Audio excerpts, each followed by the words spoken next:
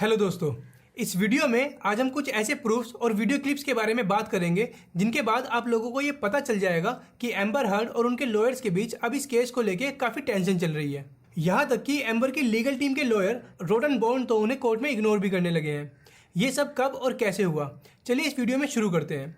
लेकिन प्लीज़ इस वीडियो में आगे बढ़ने से पहले इस चैनल को सब्सक्राइब जरूर करना, क्योंकि यार इन सब इन्फॉर्मेशन को इकट्ठा करने में और वीडियो बनाने में मेहनत बड़ी लगती है। इसलिए प्लीज़ सब्सक्राइब जरूर करना, क्योंकि मैं आगे इस चैनल पर और भी इंटरेस्टिंग वीडियोज़ लेके आने वाला हूँ।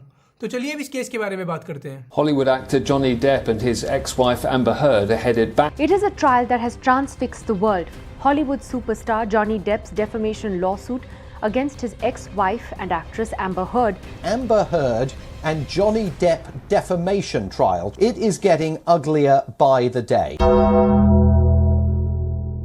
एक्चुअली जॉनी डेप और एम्बर हर्ड के बीच चल रहा डिफेमेशन ट्रायल लगभग दुनिया के सभी कंट्रीज में देखा जा रहा है। और ये कहना भी गलत नहीं होगा कि 50 मिलियन का ये मानहानि केस एम्बर हर्ड के लिए बिल्कुल भी सही नहीं जा रहा है। और ऐसा लग रहा है कि जैसे वो इस केस को हार चुकी हैं, क्योंकि कोर्ट रूम में चल रहे इस ट्रायल की छोटी छोटी वीडियोस भी वायरल हो रही हैं, जिनमें एम्बर हर्ड को ट्रोल किया जा रहा है। अभी हाल ही में एक वीडियो वायरल हुई जिसमें एम्बर हर्ड के लॉयर उससे नाराज दिखाई पड़ते हैं और एम्बर को पूरी तरह से इग्नोर भी कर रहे हैं।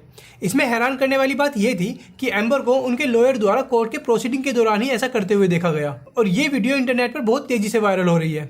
रोटनबॉर्न, जो कि एम्बर हर्ड के लॉयर है, वो और एम्बर की लीगल टीम जॉनी डेप से पूछताछ करना शुरू करते हैं। You tried to get her fired from the Aquaman after the temporary restraining order, didn't you? Well, what is related to the story about me getting It just her? yes or no, Mr. Depp. और पूछताछ के दौरान amber heard की legal team Depp से alcohol और drugs की लत के बारे में क्वेश्चंस करते हैं।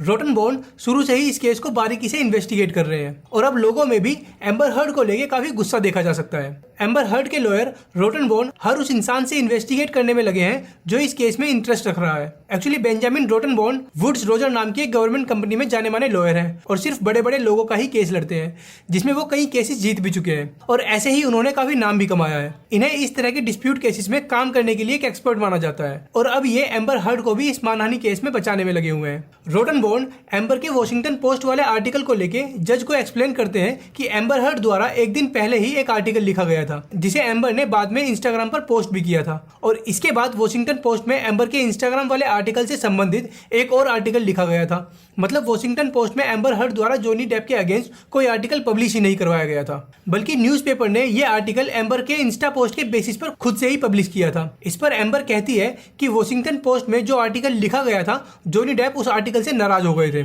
और फिर मुझे बदनाम करने की कोशिश करने लगे थे। इसके बाद एम्बर के लॉयर रोटनबॉर्न जज से आर्ग्यू करते हैं, और ये आर्ग्यूमेंट उनके क्लाइंट एम्बर हर्ड द्वारा लिखे गए आर्टिकल के बेसिस पर किया जाता है, जिसमें एम्बर को जरा भी क्रिटिसाइज नहीं किया जाता, बस आर्टिकल के टाइटल को एक्सेप्ट कर लेने की बात मानी जाती है।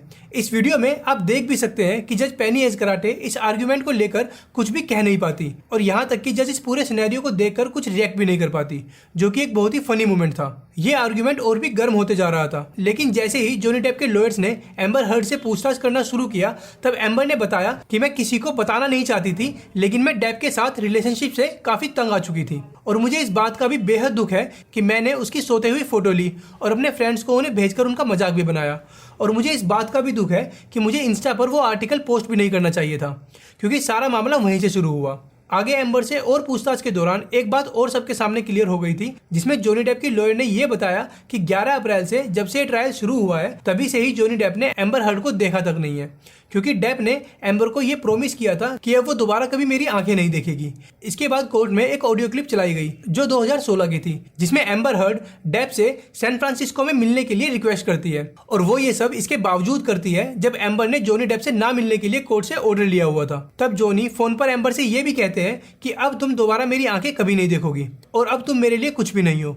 इन दोनों का 2016 में डाइवोर्स हो गया था, और बस तभी से ही इनकी लड़ाई आज तक कोर्ट में चल रही है। दोनों ही इस बात का दावा करते हैं कि इस रिलेशनशिप ने उन्हें बर्बाद करके रख दिया है। हर्ड ने सबसे पहले जब घरेलू हिंसा को झेलने का दावा किया, तब उसने जॉनी डेप का नाम भी नहीं लिया था, बस वॉशिंगटन न्यूज द्वारा एक पोस्ट किया गया था, जिसके बाद से ही इन दोनों के बीच ये डिस्प्यूट चल रहा है, जिसमें जॉनी डेप ने एम्बर पर 50 मिलियन का मानहानि केस फाइल कर दिया था। और अगर हम अब इस केस से रिलेटेड ताजा अपडेट्स की बात करें, तो एम्बर के लॉयर सोमवार को एक बार फिर से जॉनी डेप को पूछताछ के लिए बुलाने वाले हैं, क्योंकि दोनों ही पक्ष ने अभी तक इस केस के रिजल्ट को लेकर कोई भी ऑफिशियल कमेंट नहीं किया है। इसीलिए सोमवार को जॉनी डेप से पूछताछ के बाद जज पेनी एजकराटे द्वारा फ्राइडे को इस केस से रिलेटेड एक अहम फैसला दिया जा सकता है। हालांकि रोटनबॉर्न अभी तक ये समझ नहीं पा रहे हैं कि वो अब इस पूरे आर्ग्यूमेंट को कैसे फेस करेंगे, क्योंकि अभी तक इस ट्रायल में ये देखा गया है कि रोटनबॉर्न ने अपने आर्ग्यूमेंट में एम्बर हर्ड के बचाव में सबसे ज्यादा 2 शब्दों का इस्तेमाल किया है। पहला अफवाह, दूसरा ऑब्जेक्शन। और ऑब्जेक्शन शब्द का तो उन्होंने सबसे ही ज्यादा इस्तेमाल किया है। Didn't know what could cause damage to Mr. Depp's hand while you were there on March 8th, correct?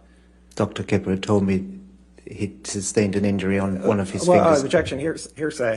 Wait, you asked the question. Oh, Next okay. question. You said he sustained an injury to. यहाँ तक कि उन्होंने इस शब्द का इस्तेमाल तब भी किया जब सबसे पहले पूछताछ करने वाले लॉयर भी वही थे। इस वीडियो क्लिप में हम देख भी सकते हैं कि जब लॉयर रोटनबॉर्न ने जॉनी डेप से उनकी उंगली पर लगी चोट के बारे में क्वेश्चंस किए और इसके बाद जब जॉनी आंसर करने लगे तब भी रोटनबॉर्न उन्हें ऑब्जेक्शन करने में लगे हुए थे। यहाँ तक कि जज भी इस तरह के बिहेवियर को लेकर काफी कंफ्यूज दिखी और वो भी नहीं जानती थी कि वो कैसे इस पूरी सिचुएशन को डील करे। और ये सब इसलिए नहीं हो रहा था कि ये केस बहुत कॉम्प्लिकेटेड है, बल्कि इसलिए हो रहा था क्योंकि रोटनबॉर्न कोर्ट में बेहद फनी और स्टूपिड क्वेश्चन पूछ रहे थे। इस केस को क्लोजली ऑब्जर्व करने के बाद मुझे पर्सनली भी ऐसा लगता है कि ये कहना काफी सेफ होगा कि जब जब मिस्टर रोटनबॉर्न जॉनी डेप से क्वेश्चन करते हैं तो वो किसी भी चीज को लेके बस ऐसे ही जॉनी को हर बात पर ऑब्जेक्शन करते रहते हैं। और इस वीडियो में भी ऐसा ही लग रहा है। After you cut your finger off, that you, or right after, I won't give you anything to argue with me yet. Right after you sustain an injury to your finger, sorry, that you, right after you sustain an injury to your finger. अब Johnny रोटनबॉर्न से बस objection की उम्मीद कर रहे हैं और ये देखकर जॉनी काफी सरप्राइज भी हो जाते हैं जब उन्हें रोटनबॉर्न से कोई ऑब्जेक्शन सुनने को नहीं मिलता। रोटनबॉर्न जॉनी से एक ही क्वेश्चन बार बार पूछ रहे थे और जॉनी भी उनके द्वारा पूछे जाने वाले एक ही तरह के सवालों को काफी इंजॉय कर रहे थे। You did. Did I read that correctly? You did. Okay. Did I read that right? Yes, you did. Did I read that right? You continue to read them right, yes. क्योंकि amber के lawyer ने एक document पर sign को लेकर Depp से 4 बार बस एक ही सवाल किया। दूसरा सवाल इसके बाद एम्बर की लीगल टीम ने डेप से पूछा कि तुमने पीने के लिए एक बड़ा जग वाइन का भी लिया था, जिस पर कोर्ट में सभी हंसने लगे थे। Poured yourself a mega pint of red wine, correct? A mega pint. Amber की लीगल टीम के इन बेतुके के क्वेश्चन से हमें यह साफ साफ पता चलता है कि एम्बर के लॉयर्स अब इस केस में अपनी होने वाली हार को लेकर काफी बौखलाए हुए हैं और बस जॉनी डेप से ऊटपटांग क्वेश्चन करने में लगे हैं। वैसे अब जल्दी ही इस केस का रिजल्ट भी आने ही वाला है और हम सब भी जल्दी से जल्दी इस केस के रिजल्ट को सुनना भी चाहते हैं और मोस्ट प्रोबेबली डेप को ही जीतते देखना चाहते हैं। बाकी जब तक इस केस का रिजल्ट नहीं आ जाता मैं इस केस से रिलेटेड वीडियोस लेके आता रहूंगा, इसलिए इस केस से संबंधित और अपडेट्स के लिए please subscribe to this channel. मिलते हैं नेक्स्ट वीडियो में।